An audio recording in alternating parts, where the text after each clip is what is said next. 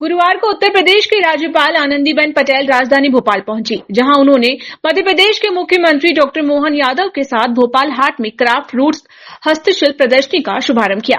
कार्यक्रम को संबोधित करते हुए मुख्यमंत्री डॉक्टर यादव ने कहा, यशस्वी प्रधानमंत्री नरेंद्र मोदी 31 तारीख को अहिल्या माता की 300वीं जयंती पर नारी सशक्तिकरण के अभियान को लेकर जो ऐतिहासिक कार्यक्रम होने वाला है, मैं मानकर चलता हूं आज से इसकी शुरुआत हो गई है। अहिल्या माता ने सुशासन की जिन बातों को लेकर शुरुआत की थी, उसी भाव को परिलक्षित करती हुई संस्था पर हमारे यशस्वी प्रधानमंत्री भी काम कर रहे हैं। छोटे छोटे लोग अपने हुनर के बलबूते अपने अपने स्तर पर काम करें और अपनी कला को भी विकसित करें। अपनी आजीविका के साथ इस देश की खूबसूरती कायम रहे। हमारे यहाँ की कला को विदेश में पहुंचाने के लिए जो हो सकेगा हमारी सरकार करेगी। हाट, भोपाल हाट, सच मानो कि इस भोपाल हाट में आकर के आज इसकी आत्मा इसमें प्रवेश की जोरदार अभिनंदन करें। महामहिम माननीय आनंदीबेन पटेल साहब का, हमारी मेरे मंत्री माननीय दिलीप जायसवाल जी, हमारे लघु उद्योग और कुटीर मंत्री हैं। इस अवसर पर श्रीमती अनार बहन जो संस्थापक है क्राफ्ट रूट्स की, और लगातार ये जो ग्राम श्री का अभियान लेके चली है संस्था के लिए, जोरदार अभिनंदन आपका इस पवित्र भाव के लिए।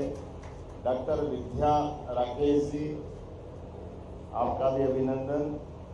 श्री आशीष अग्रवाल जी, आपका स्वागत है। डॉक्टर सुनीता सिंह जी, मैं मान के चलता हूँ समूचा मंच राजा भोज की नगरी कई कारण से इस भोपाल और मध्यप्रदेश की पहचान एक अलग प्रकार से है, और सच में तो महामहिम के लिए मैं कहूँगा कि हमारे लिए और मैं खासतौर मेरे लिए वो माँ स्वरूपा हमारे में शिक्षा मंत्री था, तब से उनका आशीर्वाद है। तो मध्य प्रदेश में ज्यादा हक है, उत्तर प्रदेश के बाद में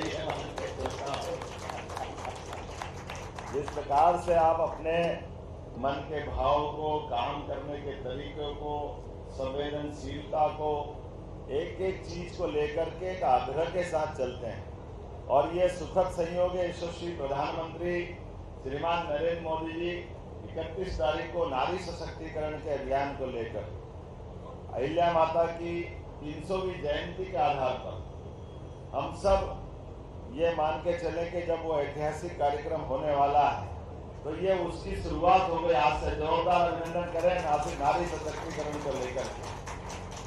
अहिल्या महारानी ने भी अपने सुशासन की, शासन की जिन बातों को लेकर शुरुआत की थी, वो वाकई उसी भाव को परिलक्षित करती हुई संस्था और हमारे यशस्वी प्रधानमंत्री भी काम कर रहे हैं।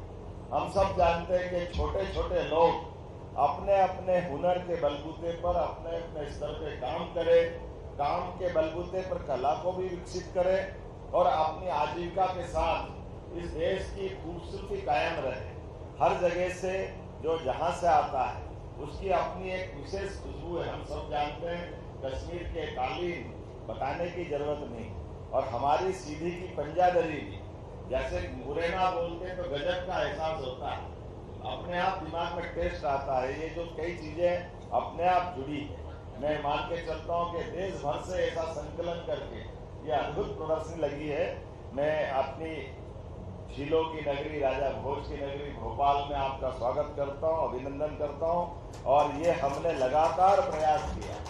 हमारी सरकार बनने के बाद मैं आपको बताना चाहूँगा, हमने पहले महीने से हमारे राज्य के अंदर औद्योगिक, और औद्योगिक में केवल बड़ी इंडस्ट्री नहीं, बड़ी इंडस्ट्री, मध्यम श्रेणी की इंडस्ट्री और लघु और कुटीर उद्योग, और लघु कुटीर उद्योग और रोजगार पर उसमें तो खास तौर पर मशीन के बजाय अगर लोग काम करने आए तो उनको रोजगार भी मिलता है, और हमारे लिए उनको प्रोत्साहन के साथ साथ बाकी तरफ ध्यान भी जाता है। इतनी बड़ी आबादी, हमको सबको काम से जोड़ना है, तो हमने बीजीएफ के माध्यम से रेडीमेड गारमेंट्स में बहनों को 5,000 रुपया महीना सरकार अनुदान देगी। फैक्ट्री लगाने वालों को वो फैक्ट्री लगा, लेकिन रोजगार आधारित कर रहा है, तो वो अपनी बिजली, पानी, बिल्डिंग का बाकी का ब्याज का उसमें तो अनुदान देते ही हैं, लेकिन रोजगार के लिए वो अगर मजदूर या अपने श्रमिक रखता है तो 10 साल तक 5,000 रुपया महीना सरकार देगी, बाकी का पैसा वो देगा। सरल भाषा में बोलो तो कारखाना वो चलाएंगे कारीगर के अंदर सारे काम करने वाले लोगों के लिए हमारा भी अनुदान रहेगा। इसके पीछे भाव यही है कि मशीनों से काम कराने के बजाय हमको लोगों को महत्व देने की जरूरत, उनके अपने हुनर को बढ़ाने की जरूरत, रोजगार को देने की आवश्यकता है। मैं आज इसके इस अवसर पर वाकई ये क्राफ्ट रूट्स हस्तशिल्प की प्रदर्शनी के लिए आज का दिन ऐतिहासिक है। मेरी अपनी ओर से छोटी से बधाई भी देता हूँ। और 5 दिन है, अभी बीच में हो रहा हूँ, खाली आज उद्घाटन करने नहीं आया हूँ। अनार जी यहाँ रहेगी या बाकी लोग रहेंगे, निश्चित रूप से आपके बीच में आएंगे। और ये यही नहीं रुकना है, इसके अलावा भी जहाँ जहाँ आप चाहेंगे मध्य प्रदेश में और मध्य प्रदेश के बाहर भी, मध्य प्रदेश का मंत्रालय भी आपके साथ जुड़ करके ये हमारे यहाँ की कला को भी देश में पहुंचाने के लिए जो बन पड़ेगा, माहेश्वरी की साड़ी, चंदेरी की साड़ी, ऐसे अलग अलग स्थान पे कई सारी चीजें, कांसे के बर्तन, अभी मामिन में गया था यहाँ मंडला में, कांसे की इतनी अच्छी सुंदर थाली, कटोरी, गिलास और बहुत नाम मात्र की उस पे।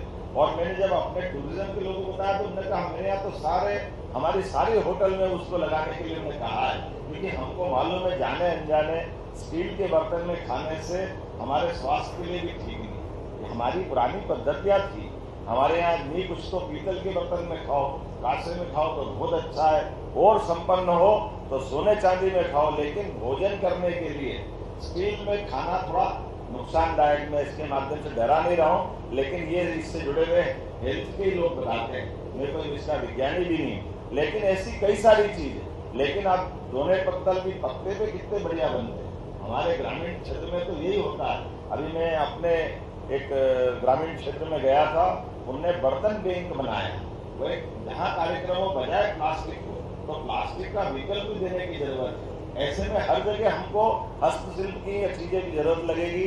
आज के इस अवसर पर मैं पुनः अपनी तरफ से प्रदर्शनी के उद्घाटन के साथ साथ अहिल्या माता के साथ जोड़ने का आनंद भी महसूस कर रहा हूँ। हमारे बीच 300वीं जयंती चल रही है, तो आपने उनके प्रति भी योगदान दिया है।